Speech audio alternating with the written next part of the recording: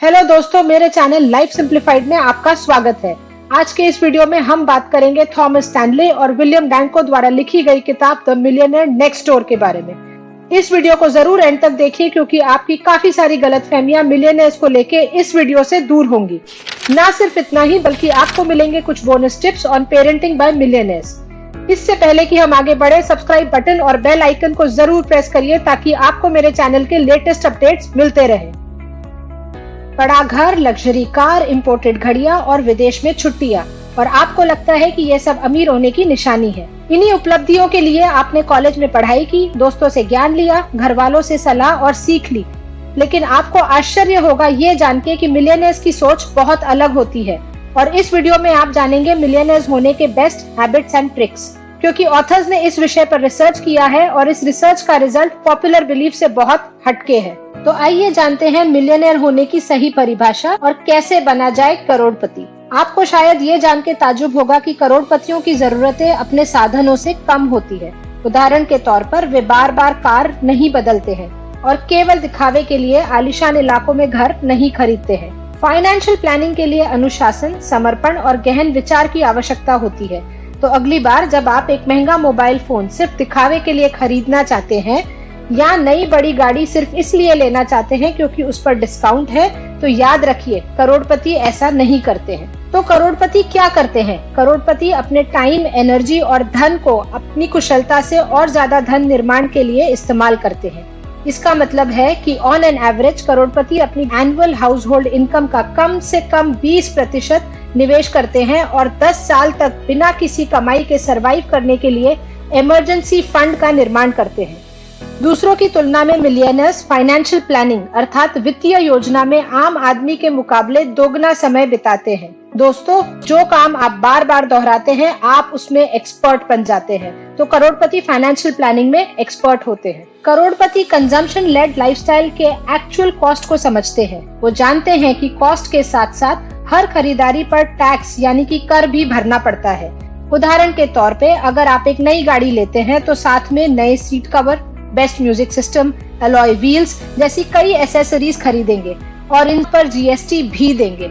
ये सब high associated cost है जिनको शायद आप फैक्टर इन नहीं करते, लेकिन मिलियनेयर्स ये समझते हैं। इस वजह से उनका टैक्स आउटफ्लो उनकी कुल इनकम के मुकाबले हाई कंजम्पशन वाले घरों की तुलना में काफी कम होता है। इसलिए मिलियनेयर्स सोशल स्टेटस के प्रदर्शन की जगह फाइनेंशियल इंडिपेंडेंस को महत्व देते हैं। ये सर्वे एक और लोकप्रिय धारणा से विपरीत है जिसके अनुसार मिलियनेयर्स की वेल्थ इनहेरिटेंस या विरासत से आती है।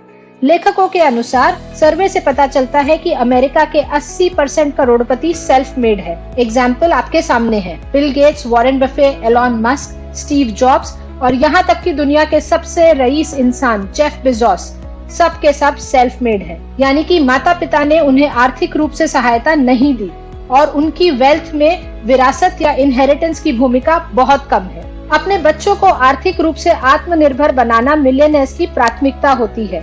अगली पीढ़ी के आर्थिक रूप से आत्मनिर्भर होने के कारण मिलियनेयर्स के रिटायरमेंट फंड सिर्फ रिटायरमेंट के लिए ही इस्तेमाल होते हैं, न कि अपने बच्चों की फाइनेंशियल जरूरतों को पूरा करने के लिए। इसके अलावा मिलियनेयर्स मार्केट अपॉर्चुनिटीज को स्टडी करके अपने लिए सही व्यवसाय चुनते हैं।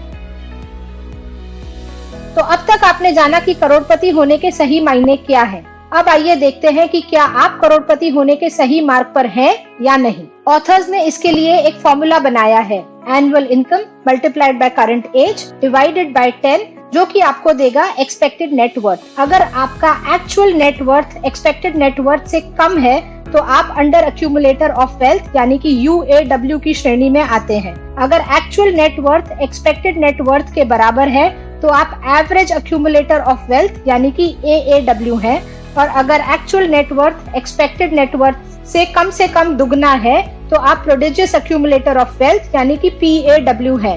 अगर आप PAW की श्रेणी में आते हैं तो बधाई हो, आप सही मार्ग पर हैं। सबसे महत्वपूर्ण बात, ये फॉर्मूला हर इनकम ब्रैकेट पे लागू होता है। आइए इस फॉर्मूला को दो अलग अलग उदाहरण से समझें। पहले उदाहरण के तौर पर एक डॉक्टर जिसकी सालाना आय 12 लाख है व उसकी उम्र 35 वर्ष है, तो उसका एक्सपेक्टेड नेट वर्थ 42 लाख रुपए होगा। यदि उसकी वर्तमान नेट वर्थ 42 लाख रुपए से कम है तो वह एक UAW है। अगर वर्तमान नेटवर्थ 42 लाख रुपए के आसपास है तो वह AAW की श्रेणी में आता है। यदि उनकी वास्तविक नेटवर्थ कम से कम 84 लाख रुपए है तो वह PAW है। इसी तरह आइए एक सब्जी बेचने वाले का उदाहरण ले, जिसकी सालाना आय 6 लाख रुपए है, वह उसकी उम्र 45 वर्ष है, उसकी एक्सपेक्टेड नेटवर्थ 27 लाख होगी। अपनी आदतों और वित्तीय अनुशासन के आधार पर व्यक्ति PAW, AAW या UAW होता है। ये बुक हमें सिखाती है कि फ्रूगल लिविंग यानी कि मित व्ययी जीवन PAW होने की कुंजी है। तो अब आप जान गए कि आपका लक्ष्य PAW यानी कि प्रोडिजियस एक्यूमुलेटर ऑफ वेल्थ बनना है।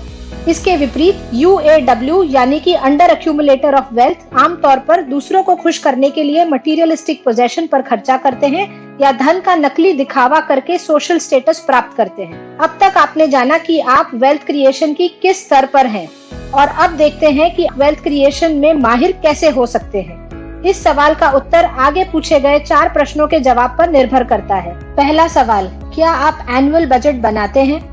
दूसरा सवाल, क्या आप जानते हैं कि आपका घर ग्रोसरी, कपड़े, यूटिलिटीज, एंटरटेनमेंट, एजुकेशन जैसी अन्य कैटेगरीज पर सालाना कितना खर्च करता है? तीसरा सवाल, क्या आपने अपने फाइनेंशियल प्लान को डेली, वीकली, मंथली और एनुअल प्लान में स्पष्ट रूप से निर्धारित किया है?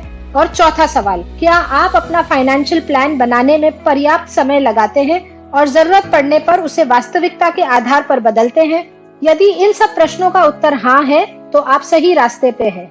यह महत्वपूर्ण बात यह है कि करोड़पति परिवारों में केवल एक व्यक्ति नहीं बल्कि पूरा परिवार मित व्ययी यानी फ्रूगल लिविंग की फिलॉसफी को अपनाता है।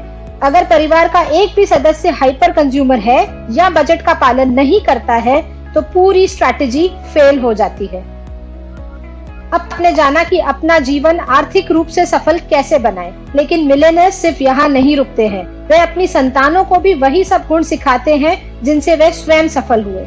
मिलियनेयर्स जानते हैं कि पेरेंटिंग का सही अर्थ है अपने बच्चों को सुरक्षा का वातावरण देना तथा उन्हें स्वयं सीखने के पर्याप्त अवसर देने का सही तालमेल। मिलियनेयर्स अपने संतानों को मटीरियलिस्टिक गिफ्ट देने की कभी न खत्म होने वाली आदत से दूर रखते हैं। सबसे जरूरी जानकारी ये है कि वे अपनी अगली पीढ़ी के लिए क्या छोड़ते हैं। दोस्तों, वह चीज उनके द्वारा बनाई गई दौलत नहीं बल्कि कुछ और है जो बिल्कुल मुफ्त है।